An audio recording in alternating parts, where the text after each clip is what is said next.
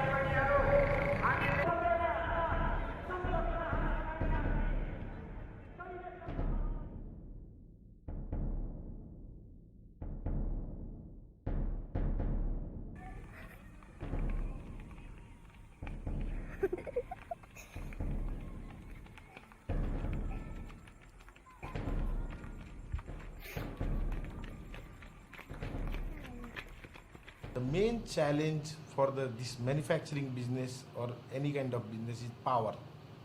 We have huge scarcity of power. Right now you are sitting on this clinker manufacturing unit. This is a raw material of cement manufacturer, and we make clinker from this limestone. We have mines also, so we have a huge consumption of power, and we are keeping 6 megawatt our self generation of power. Even we have diesel generators for self production of electricity. We don't have enough diesel also. Even government cannot provide us enough fuel for the smooth running of the plant. Potential is there, but government should be stable there should be a stable government, and the policies of government should be stable. They keep on changing their policies very frequently. Second is labor. We, as you know, the Nepal, the people are going outside of the country for the work very fast. Nowadays it is very difficult to find out workers over here. Now we have to import laborers from India, like Bihar, UP, like that, because the people are willing to go outside rather than working here.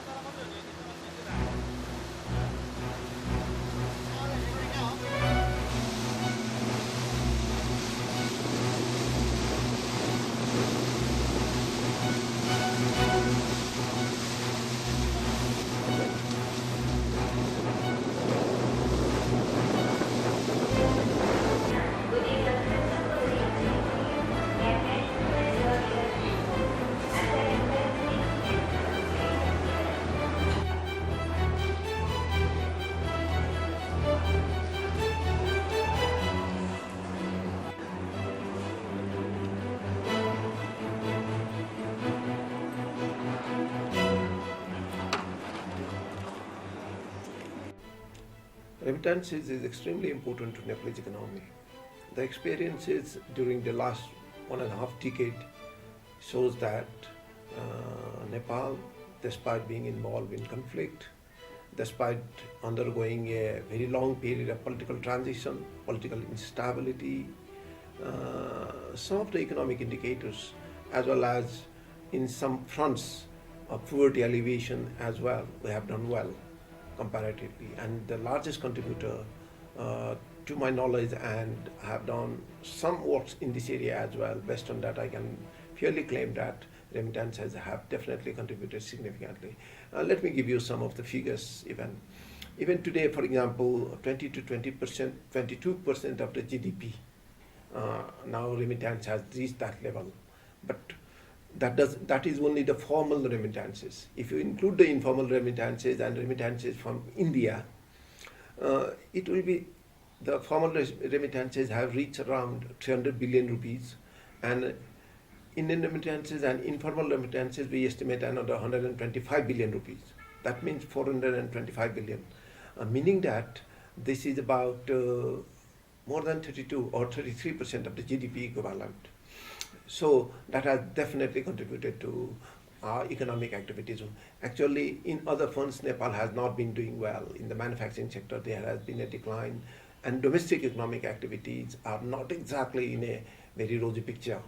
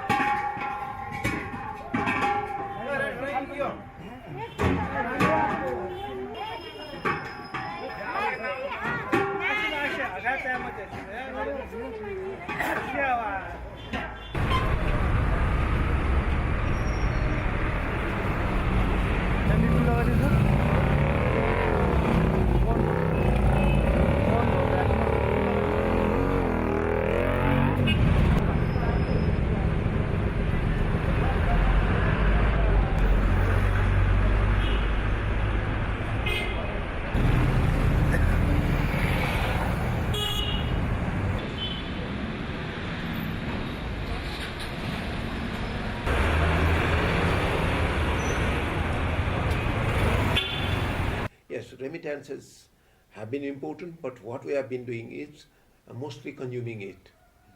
It is not surprising in the backdrop that many of the Nepalese are very poor, or even if they are not poor, near the poverty line actually, even if they are above. For example, my own estimation is that out of the 5.8 million households in this country, 1.5 million households are very poor, and another 2.5 million households, that is almost 4 million households, are near the poverty line. Therefore, in that kind of a situation, it is not surprising that once the remittances income comes, that is being consumed. Therefore, most of the remittances nowadays is being used for daily consumption kind of thing. To some extent, a small part they have invested in real estate kind of thing, and a little bit in the banking sector, but not in any other sector. Rather, if we could have used this huge resource into productive creation of the productive infrastructure in the industries or services or whatever service areas we have competitive advantage, definitely Nepal could have done much better for a longer term perspective. Now it has contributed to sustain the GDP of 1 year only. For next year, we will require another investments from the remittances into consumption and all these things. And additionally, it has also boosted our imports. One of the major reasons for significant rise in our imports. This year we estimate that our imports will reach 430, 440 billion, while our export to a maximum estimation will be 70 billion, meaning a huge deficit of 360 billion around. To some extent, it is contributed by remittances. Therefore, remittances have been helpful, but because of the poor investment climate, because the remittances have not been used in the productive purposes, in the investment kind of thing, it is bringing a short-term kind of economic change and improvements only, which we could have easily made into a very long-term kind of investments.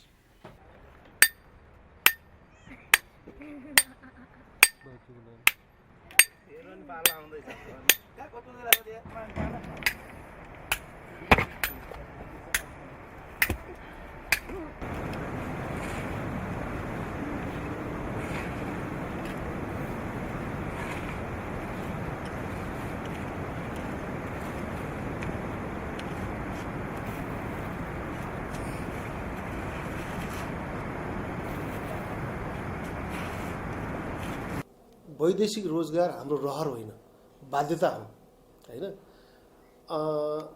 देशमा शान्ति संविधान छैन, सुरक्षाको प्रत्याभूति छैन, रोजगारको अवस्था छैन, राजनीतिक अस्थिरता छ। त्यो कारणले नेपाली दाजुभाइ दिदीबहिनीहरू वैदेशिक रोजगारप्रति आकर्षित भएको छ। अब भएका उद्योग धन्दाहरू कल कारखानाहरू बन्द भएको अवस्था छ। कहीँ कतै चाहिँ रोजगारको अवस्था नभएपछि एउटा वैकल्पिक रोजगारको लागि वैदेशिक रोजगार भन्ने चाहिँ अवस्था चाहिँ भएको छ। अब ती दाजुभाइहरूलाई, ती दिदीबहिनीहरूलाई सुरक्षित तवरले वैदेशिक रोजगारमा पठाउनलाई तपाईको नेपाल वैदेशिक रोजगार व्यवसायी सङ्घ र वैदेशिक रोजगार प्रवर्धन बोर्डको संयुक्त आयोजनामा विभिन्न नेपाल अधिराज्यभर विभिन्न जिल्लामा हामीले चाहिँ यो चाहिँ जनचेतनामूलक प्रचार प्रसार कार्यक्रम गर्दै आइरहेका छौँ, जुन अपर्याप्त छ।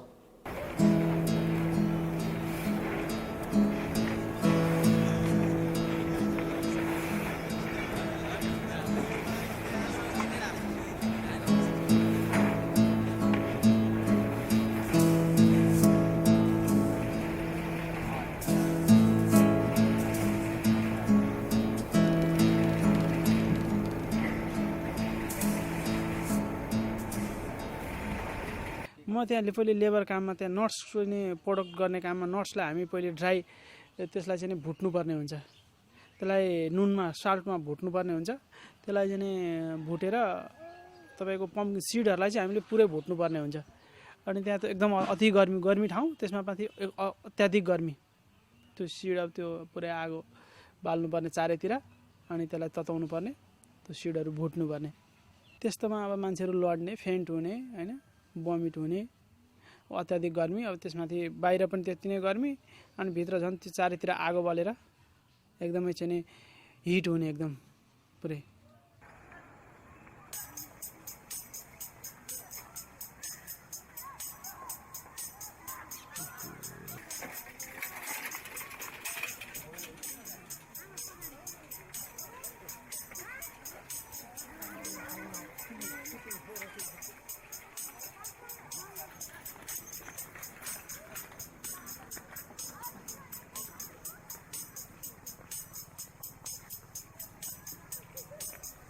कतिपय कम्पनीहरू यस्ता हुन्छन् कि बाहिरबाट मान्छेहरूलाई लगाएर हैन, त्यहाँका लोकलहरूलाई लगाएर कम्पनीहरूले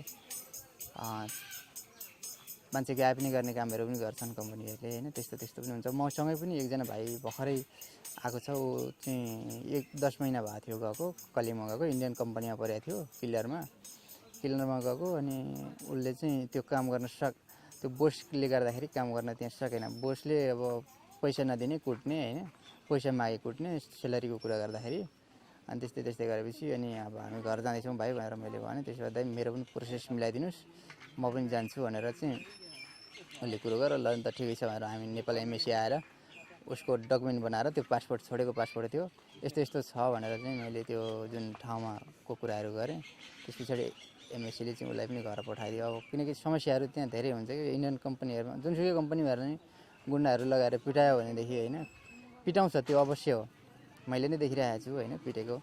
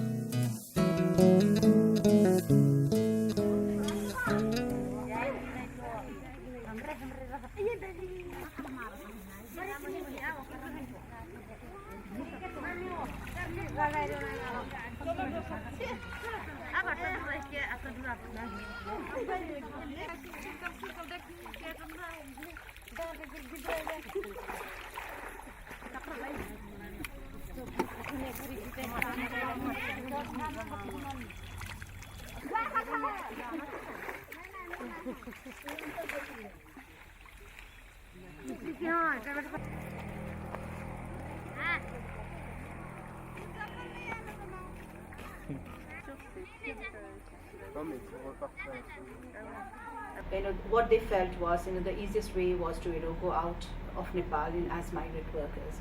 But because, there was a ban on women migrating, especially to, Gulf countries, they would, they had, they would be, choosing, different options, going to these countries. Not formally, using the airports of Nepal. So, what we learned was they would, basically, go to India because, we share open border with India. So they would go to India, and then from India they would, fly, to this destination, which meant that, they were undocumented in our whole international process. So there was no authentic data as to how many women were migrating, to these countries. And one of the reasons why they would or they opted to migrate to the Gulf countries were because to migrate to other countries, I think they really needed a high level of skills. And in these countries, they were accepting migrant workers, to do, chores like, helping, as domestic helps, which required relatively less, skills, in that sense. So, so that was the scenario in early 2000. But as now we see them, as of now, I think there has been a huge, I would say, paradigm shift, in the sense that now there are women migrant workers, who are potential women migrant workers, and also who are returning women migrant workers, who have come back, from not only from Gulf countries, but other destinations like Hong Kong, like Malaysia, maybe Korea, Japan, and they are talking about this whole issue for the empowerment of their ilk. For example, they do talk about the problems that they have faced, and they also share what the gains that they have earned while they have been working in these countries outside Nepal. So and we are very proud to have these women migrant workers, and very aptly they have been termed Porokhi, which means the doers. So and there is also data which says that that the remittances, because Nepal is now it is a remittance-based economy, and there is a data which says that our women migrant workers have contributed about 11% to the remittance.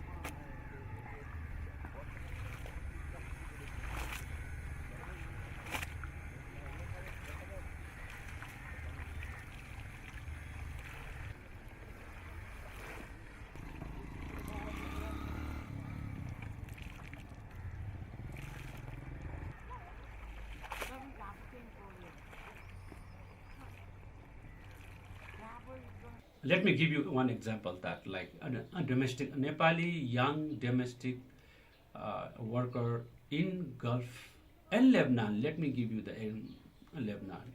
Young Dalit girls of Lebanon, Bardia, go to Lebanon via Mumbai or Delhi, and they work in the as a domestic worker in the households of Beirut, and because they are inside the house, they are young, and they are pretty girls, from Nepal. They are suffering. 9 Nepali girl committed suicide last year in Lebanon itself. So there are rape. There is pregnant. Many Nepali girls are pregnant. Many have committed suicide, as I told you earlier. So there are mostly the degree of vulnerability is high among Nepali young girls who go to work as a domestic helper in the households, and they are suffering very much. So this is the problem.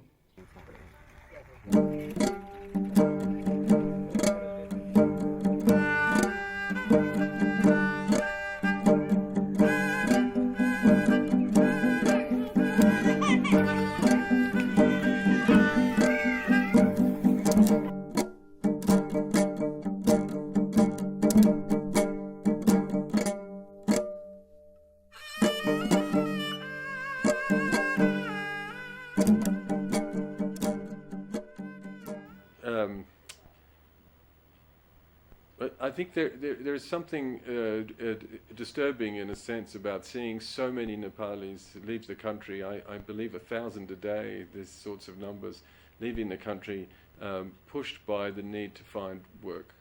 And so the emphasis has to be, of course, to generating more jobs in Nepal. We have to keep these young people here because the country is losing out. They're losing some of their best and brightest who are forced by circumstances to look overseas for opportunities. In order to reverse this pattern, we definitely need peace in this country, we need political stability in this country, and we need investment in this country. Jobs are not going to be generated by the government. They're going to be generated by private investors, investors in infrastructure, investors in factories, investors in tourism. And those investors aren't going to come to Nepal unless there is the kind of stability and political support to make those investments safe.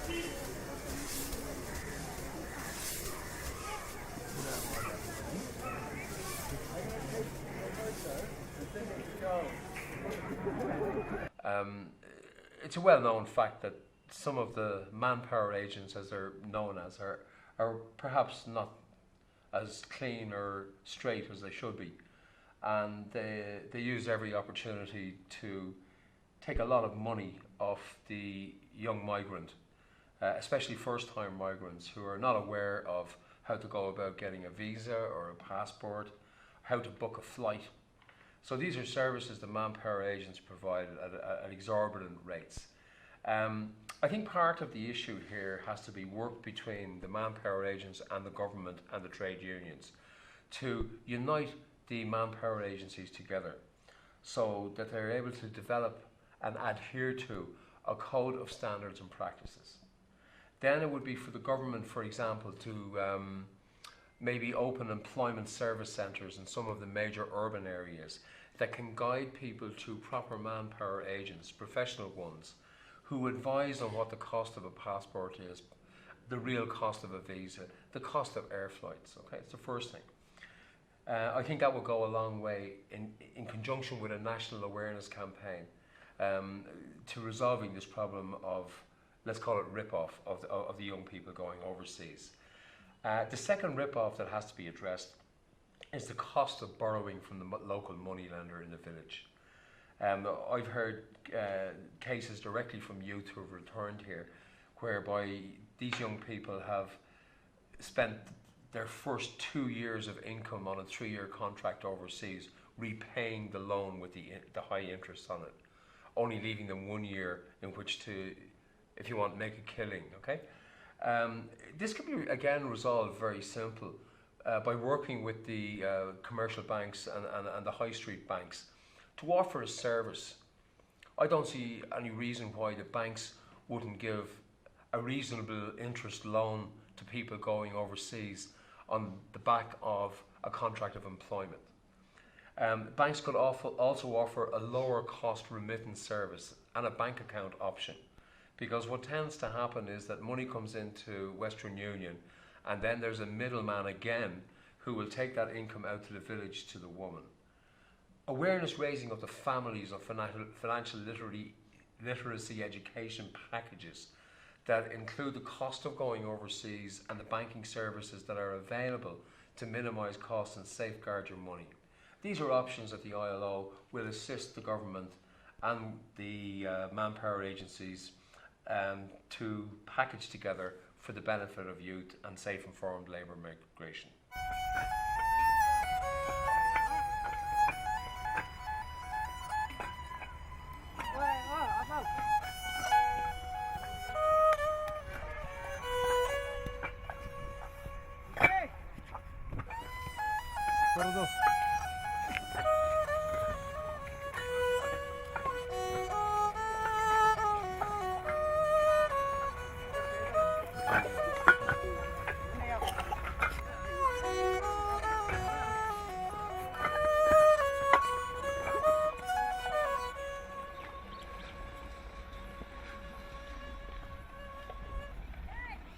If you look at the migration from Nepal, I mean, it has to be seen from two perspectives. One is from the government perspective and the other from the migrants' perspective. If you look from the migrant perspective, one is that the cost of migration in Nepal is very high as compared to the international standards. The second issue is that most of the migration that happens, the people go as unskilled or low-skilled workers. So very few go as semi-skilled workers. The problem is that with little bit of additional vocational training, the migrants could get a better remuneration, which has the government, of course, is trying through its national development plan to enhance the skill levels of the migrant workers. So that is one of the major issues the migrants are facing. The third area is about the problems of information. The safe migration concept and how to protect themselves, the migrants are not very well aware, and the information is not reaching to the rural areas, despite the country having a wide network of radio coverage, which people are very tuned, which could have been used as an effective medium to disseminate the information among the migrant workers. And also, if you look at the whole network of recruitment agencies and their sub-agents and all, so they are populating down to the village level and also trying to misguide the migrants often. So this information could prevent them to make informed decision, as well as have some right in better bargaining power when they face the recruiting agencies and all. Migration from Nepal is indispensable at this stage. With more than 1,000 people leaving the country on daily basis, we need to see how best it can be managed. The government of Nepal, no doubt, has been actively pursuing how to manage the migration in a more structured manner over recent years, especially effective 2007 with the adoption of the Foreign Employment Regulation Act and all that. But still, there is a lot of things that need to be done. One is that as I said about the migration cost, regulating the recruiting agencies and how to promote ethical practices is one of the major concerns. The second area is also like the monitoring mechanisms. There are very nice legislations. Now, recently, the last week, the government has adopted the foreign employment policy where ILO, IOM and UN Women had a lot of contribution to the development of this foreign employment policy which has been adopted by the government. But if you look at when it comes to the implementation, the monitoring mechanisms is very weak, which need to be further strengthened. I mean, it should come with the capacity building of the government as well as also it requires a very strong political will and resources. When you talk, because I mean, we regularly as intergovernmental organizations, we deal on day-to-day basis with our counterparts in the ministry. And the problem that they come up is the allocation of national resources or the budget. You know, the Ministry of Labour and Transport Management, which deals with migration, is currently facing a problem with, does not have adequate resources to deal with all the issues and challenges that they face.